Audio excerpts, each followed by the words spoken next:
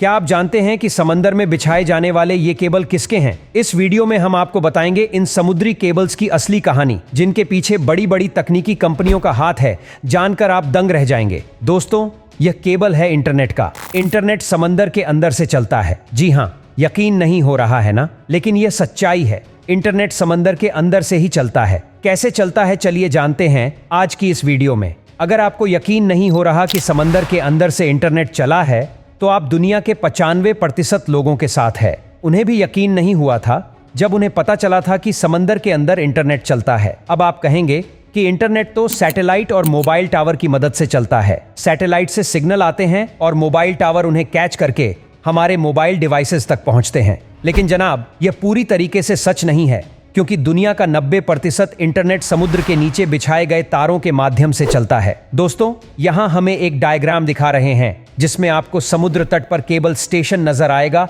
और उससे होकर जाती हुई एक लाइन दिखाई दे रही होगी, जो कि एक सी केबल या जिसे सबमरीन केबल भी कहा जाता है। यही वो माध्यम है जिससे इंटरनेट चलता है और ये पूरी दुनिया में बिछा हुआ है और समुद्र की सतह से हजारों मीटर की गहराई में इन्हें बिछाया जाता है। इस केबल में हर थोड़ी दूरी पर रिपीटर या एम्पलीफायर लगाए जाते हैं ताकि इंटरनेट सही तरीके से काम कर सके। दोस्तों, इंटरनेट को पूरी दुनिया में पहुंचाने के लिए इन सबमरीन केबल्स को समुद्र के अंदर से निकालकर एक देश से दूसरे देश तक बिछाया जाता है। जब आप मोबाइल या कंप्यूटर पर ऑनलाइन कोई गेम खेलते हैं, तो आपके साथ कई और लोग भी जुड़ जाते हैं जो आपसे कोसों दूर रहते हैं, लेकिन आप उनके साथ रियल टाइम में गेम खेल पाते हैं। ऐसा ही कुछ सिस्टम इंटरनेट का है। दुनिया में कई सर्वर है जिन्हें आपस में जोड़ने के लिए इन सबमरीन केबल्स का सहारा लिया जाता है, और जब यह सर्वर आपस में जुड़ जाते हैं तो इनमें आसानी से डाटा ट्रांसफर होता है और इंटरनेट स्मूथली चलता है। इस पिक्चर में आपको एक एम्पलीफायर दिखाई दे रहा होगा। इनको इसलिए लगाया जाता है जिससे सिग्नल की स्ट्रेंथ कम ना हो। यह समय समय पर सिग्नल को एम्पलीफायर करके उसे आगे जाने में मदद करते हैं। इन सबमरीन केबल्स को शिप की मदद से समुद्र में बिछाया जाता है, लेकिन यह केवल वन टाइम इन्वेस्टमेंट होता है जो बहुत ज़्यादा होता है, और इसका मेंटेनेंस भी बहुत कास्टली होता है। अब दोस्तों, समुद्र में केबल की सुरक्षा के लिहाज से इस केबल को कभी अकेले नहीं बिछाया जाता, बल्कि इसे 2-3 के ग्रुप में बिछाया जाता है। समुद्र में कभी कोई हादसा हो सकता है। मान लीजिए सुनामी आ जाए, या फिर वायर टूट जाए, या शार्क जैसे जीव भी कई बार इनको नुकसान पहुंचाते हैं। ऐसे में इन्हें रिपेयर करना बहुत मुश्किल होता है और इसमें काफ़ी टाइम भी लगता है। तब तक इसकी जो सेकेंडरी केबल है वह इंटरनेट के सिग्नल को भेजने में मदद करती है। अब आप सोच रहे होंगे कि यह काम आखिर किया कैसे जाता है। तो देखिए, शिप में क्रेन की मदद से वायर को समुद्र में डाला जाता है और फिर एक मशीन को समुद्र में डाला जाता है जो सही जगह पर एम्पलीफायर को सेट करती है। क्योंकि दोस्तों, समुद्र में कई जगह गहराई बहुत ज़्यादा होती है, वहाँ गोताखोरों का जाना भी सुरक्षित नहीं होता। इसीलिए यह पूरा काम मशीनों से किया जाता है और यह वायर पूरी तरीके से चेक भी करते हैं। चलिए अब आपको वायर के बारे में बताते हैं।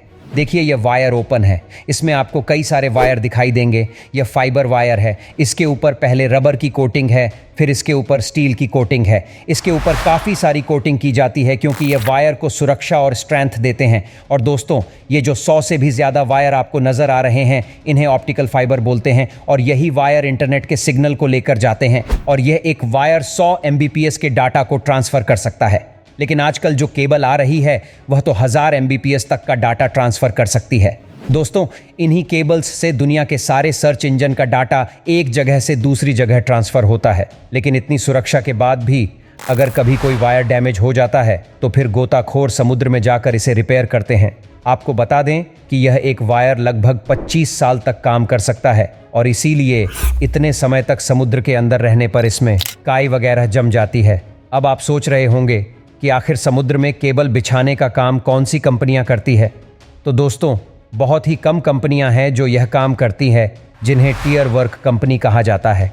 यह कंपनियां पूरी दुनिया के समुद्रों में सबमरीन केबल बिछाने और उसे के मेंटेनेंस का काम करती है। भारत में भी लगभग हर बंदरगाह पर यह सबमरीन केबल्स बिछी हुई है। भारत में सबमरीन केबल का सबसे बड़ा जंक्शन मुंबई में है और वह पूरी दुनिया के साथ जुड़ा हुआ है। अगर इंटरनेट सबमरीन केबल से चलता है तो ये एयरटेल, आइडिया, जियो हमें इंटरनेट कैसे दे पाते हैं? तो दोस्तों, ये सब टियर 2 कंपनी है जो इन सबमरीन केबल वाली कंपनियों से इंटरनेट खरीद कर उसे हम तक पहुंचाती है। और दोस्तों, इंडिया में जो सबसे बड़ा केबल नेटवर्क है वह टाटा ग्रुप का है। इसके साथ ही कुछ समय पहले रिलायंस ने भी अपने खुद की सबमरीन केबल लॉन्च कर दी है और वह 25,000 किलोमीटर तक लंबाई की है। और यही वजह है कि रिलायंस आपको फ्री इंटरनेट दे पाता है और आपकी मौज हो जाती है। हाल ही में भारत सरकार ने इंटरनेट कम्युनिकेशन के लिए चेन्नई से अंडमान निकोबार तक समुद्र में 2312 किलोमीटर लंबी ऑप्टिक फाइबर केबल बिछाई है। इस submarine optical fibre cable connectivity